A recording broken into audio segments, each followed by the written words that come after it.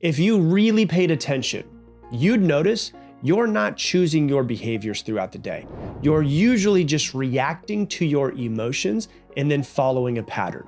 So the scroll, the procrastination, the overthinking, all of that is just escape. And the craziest part about it is that most of it was wired into you before you were even aware of it.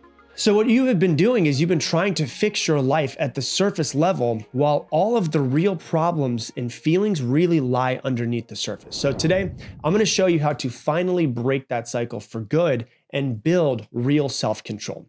Okay? So most people think that self-control is about willpower. It's about force. It's about action. But that's not what it's actually about. That's not really what's happening behind the scenes. That's really just what's happening at the surface level. What is really happening? Well, let's dive into it. You feel stress, and stress creates discomfort inside of your body. And your brain says, nope, we're out. We're not going to do this, right? So you distract yourself. And then after you distract yourself comes the guilt. And then you say, oh, I'll try again tomorrow. And that stress basically leads to avoidance. Avoidance leads to distraction. Distraction leads to guilt. And the cycle repeats over and over and over again. So you can see when you look at it that way, it's not really a discipline problem below the surface. It's more of a emotional regulation failure more than anything else. And let's be honest, like the majority of our parents did not know how to regulate their own emotions. So there was no real chance of them ever being able to teach us emotional regulation because they didn't know what emotional regulation was. So I believe that emotional regulation might be one of the greatest skills that you can develop. It will help you build self-control. It'll help you be happier. It'll help you be more successful. And overall, it will just lead to a more positive life and more successful life as well. So let's talk about why self-control is so hard and what happens when you usually feel overwhelmed. When you feel overwhelmed, your brain will shift into survival mode. Your amygdala, which is your brain's fear center, will activate. Your prefrontal cortex, which is your decision-making and executive functioning, will go offline. Your brain stops sending as much blood flow to your prefrontal cortex. And so that means that your decision-making just goes down. And so self-control is really hard when you feel overwhelmed or uncomfortable or like something is wrong or you're covered in fear or worry or self-limiting beliefs, right? So your decision-making basically shuts down. And if that shuts down, that means that your self-control is basically just going to disappear because now you're not going to make great decisions. And under stress, your brain will always choose old habits over any intention that you have. You default to what feels safe. You default to what gives you relief. And what feels safe?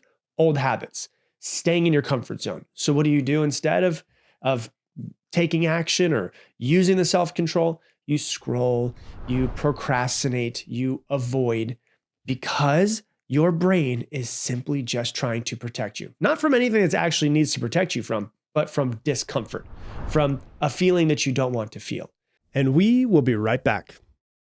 Hey, if you're still watching this video, you're the type of person who wants to learn and grow and improve yourself. Do me a favor, check below and see if you have subscribed to this channel. If you have not, do me a favor, hit that subscribe button so that you and I can go on this journey of self-improvement and making your life better. So if you would subscribe to me, I would appreciate it. And now back to the show. And I know you've heard me say this before, hundreds of times if you listen to a lot of these episodes. All your brain really is trying to do all of the time is protect you.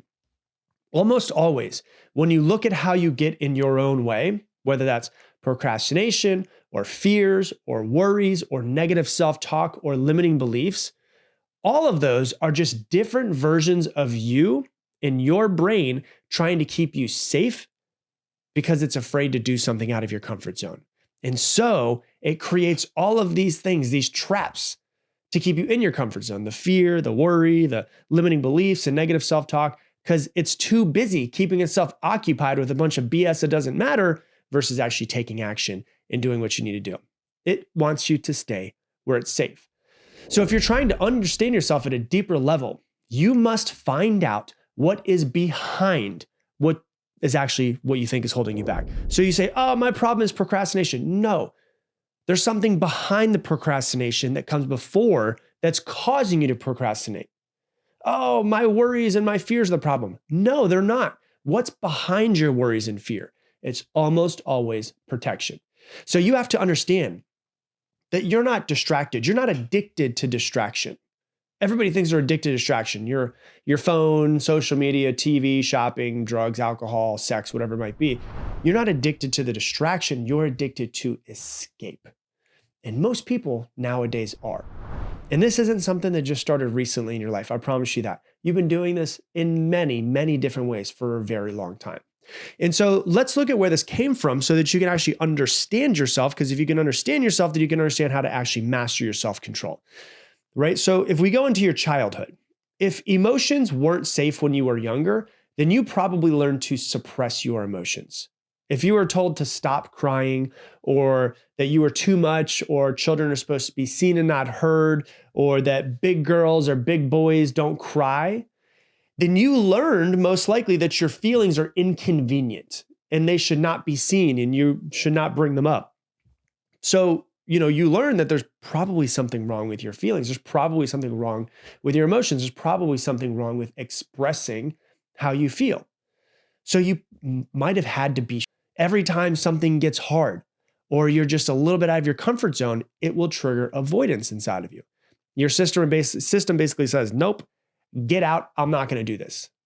And that's why discipline can feel really impossible. So, for years, 15 years of my life, I thought like action, force yourself to do it, all of this stuff. And then, as of like the past 5 to 8 years-ish, I've been looking at it and going, oh my God, there's a deeper level that nobody ever talks about.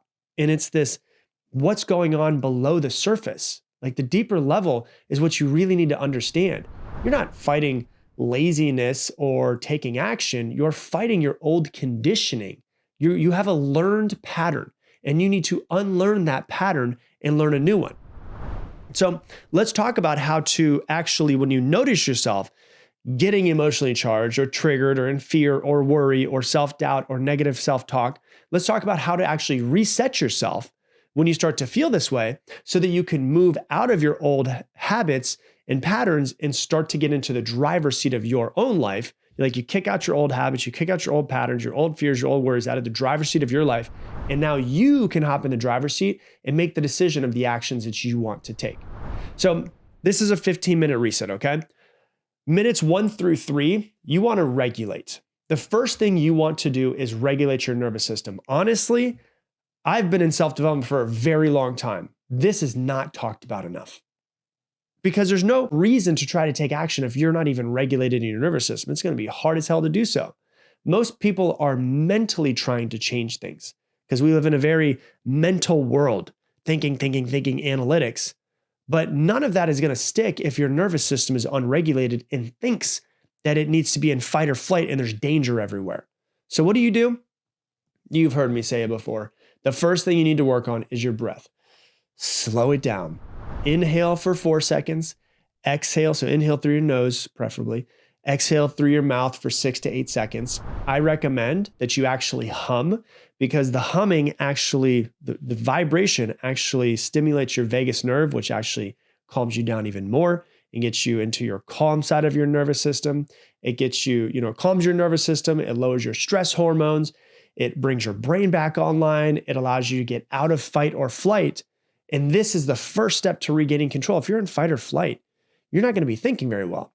You're not going to have much self-control at all. You need to basically regulate yourself before you do something different. So that's, minutes 0 through 3. You take 3 minutes and you just,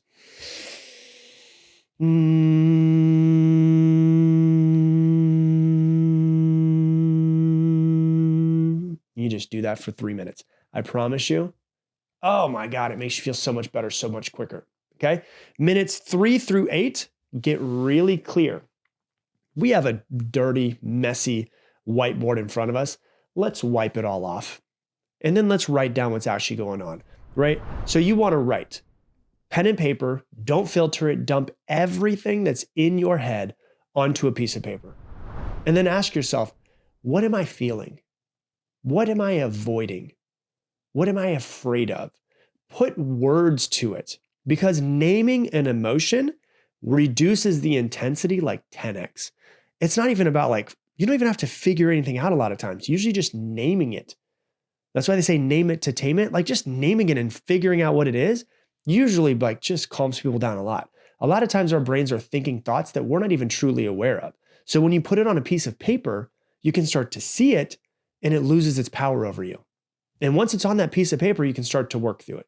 There are fewer things in this world that are harder to work through than your thoughts, feelings, and emotions when they're running 1,000,000 miles a minute in your brain. When you put it on a piece of paper, you can actually start to work through them. Okay, so that's minutes until 8, minute 8 to 13. Get honest with yourself. Ask yourself one question. What do I actually need right now? Not what should I do, not what's productive, not what's going to bring me the most money, but what do I actually need? You know, the answer might be uncomfortable. It might be rest. It might be honesty. It might be boundaries. It might be, I need to sit in this uncomfortable feeling. Like an example I'll give you. So I'll give you a few examples, right? Procrastination, the classic procrastination.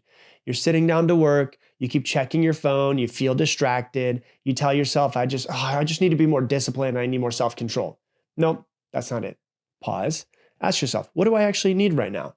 And the answer might be like, I'm overwhelmed, or I don't know where to start, or I'm afraid that I'm going to do it wrong. So what do you actually need? Maybe you need more clarity, not necessarily discipline. Maybe you need a smaller first step. Maybe you need to give yourself permission to do it imperfectly.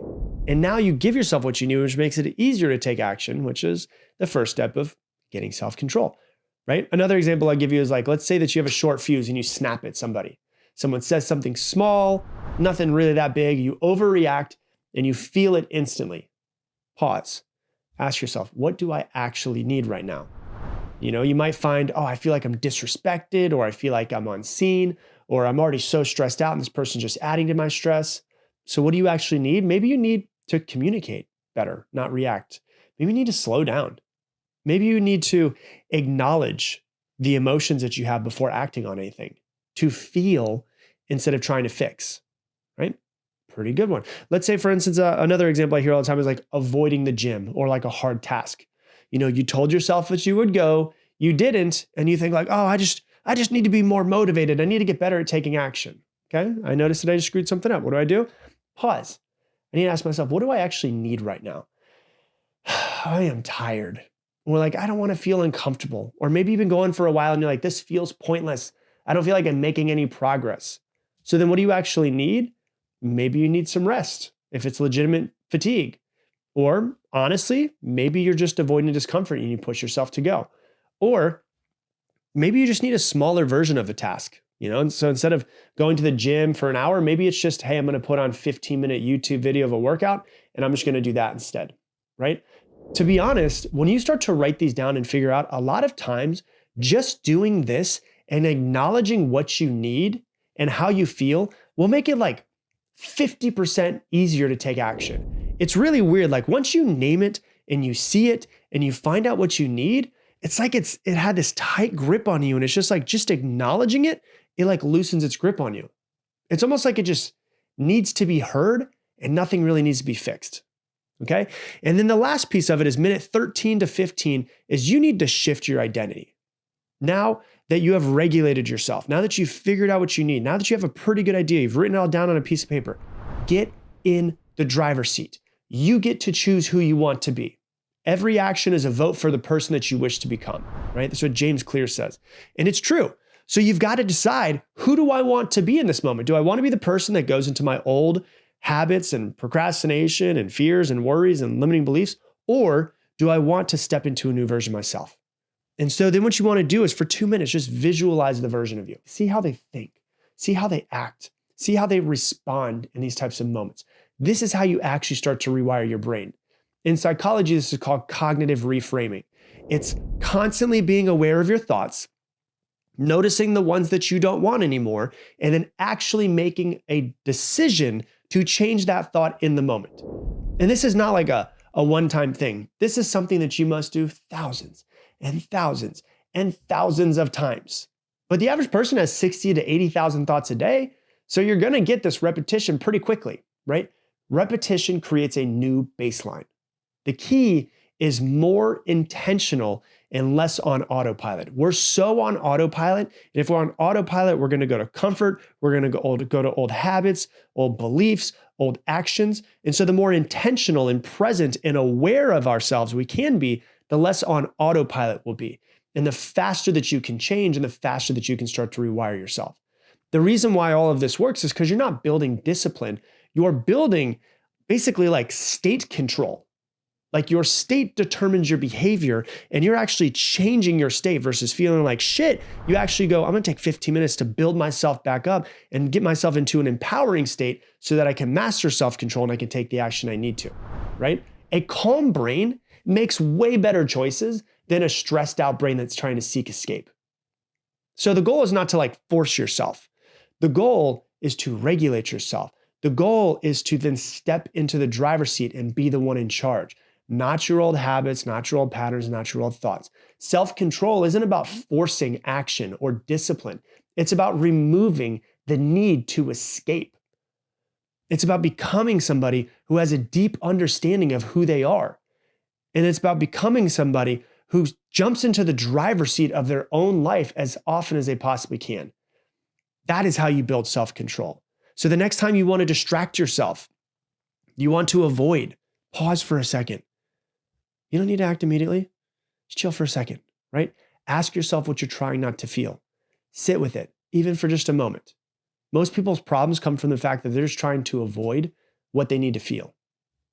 And then actually start to go through the step-by-step process of breathing, writing it down, figuring out what you need to do, what you need, and then visualizing who you need to be and taking the right action. Because in that moment, when all of that happens, is where change happens and your life changes. Hey, thanks so much for watching this video. Based off of what you've been watching recently, YouTube went through your entire algorithm, looked at all of my videos and said that this video out of everything that I've ever made is the best one for you right now. And if you want to make sure to never miss another video, hit that subscribe button right there.